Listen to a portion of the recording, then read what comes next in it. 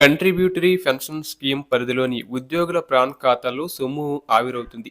America, Israel, Iran యుద్ధంలో stock మార్కెట్లలో తీవ్ర ఒడిదుడుకులు ఫలితంగా వారి పెన్షన్ ఖాతా సొమ్ము క్రమంగా పతనమవుతుంది.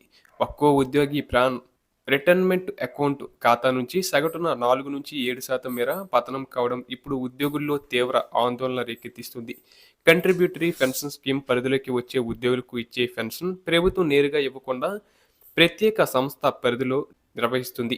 ఉద్యోగి ప్రభుత్వం ఇచ్చే వాటాను సదరు సంస్థలు మార్కెట్లో పెట్టుబడులు పెడతాయి.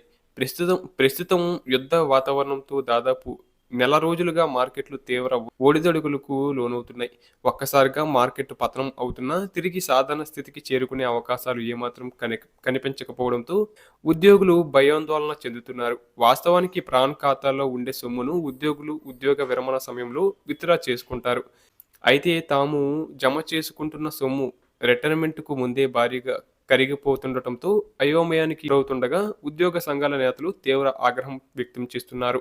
సిపిఎస్ విధానంలో ఉద్యోగి భవిష్యత్ అత్యంత ప్రమాదకరంగా మారింది. తాజా పరిస్థితులు మరింత స్పష్టం చేస్తున్నాయి. ఎక్కడో యుద్ధం జరుగుతుంటే ఇక్కడ సిపిఎస్ ఉద్యోగి ప్రాన్ ఖాతాలో నిధులు ఆవిరవుతున్నాయి. ఉద్యోగి సొంతంగా అందులో పెట్టుబడి పెడితే నష్టాన్ని భరిస్తాడు. కానీ యుద్ధం ఎక్కడ జరుగుతుంది? పెట్టుబడి ఎవరు పెడుతున్నారు? ఎవరు నష్టపోతున్నారు? ప్రభుత్వం ఆలోచించాలి. సిపిఎస్ కింద ఉద్యోగి వాటా 10%తో పాటు ప్రభుత్వం చెల్లిస్తున్న 10% వాటా కూడా ప్రజలు చెల్లించిన పన్నుల రూపంలో వచ్చిన ప్రజాధనమే. ఇంతటి భారీ మొత్తాన్ని కార్పొరేట్ కంపెనీల లాభ నష్టాల మీద ఆధారపడేలా చేయడం ప్రజలను, ఉద్యోగులను వంచడమే. ప్రభుత్వ ఉద్యోగుల పెన్షన్పై కార్పొరేట్ పెత్తనం సాగనివ్వొద్దు. తక్షణమే సిపిఎస్ విధానాన్ని రద్దు చేసి పాత పెన్షన్ విధానాన్ని అమలు చేస్తేనే ఉద్యోగులు ప్రశాంతంగా జీవిస్తారని తెలంగాణ రాష్ట్ర కంట్రిబ్యూటరీ పెన్షన్ స్కీమ్ ఉద్యోగుల సంఘం అధ్యక్షుడు స్థితప్రజ్ఞ డిమాండ్ చేశారు.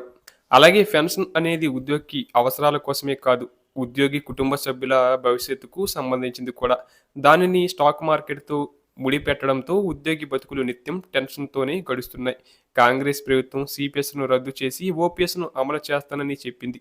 ఇప్పుడు ఆ మాట నిలబెట్టుకోవాలని, మార్కెట్ ఒడిదుడుకుల వల్ల మా పిల్లల భవిష్యత్, మా వృద్ధాప్య భద్రతను బలి చేయొద్దని టీఎస్ సిపిఎస్ ఈయూ రాష్ట్ర ప్రధాన కార్యదర్శి కల్వల్ శ్రీకాంత్ వాపోయారు.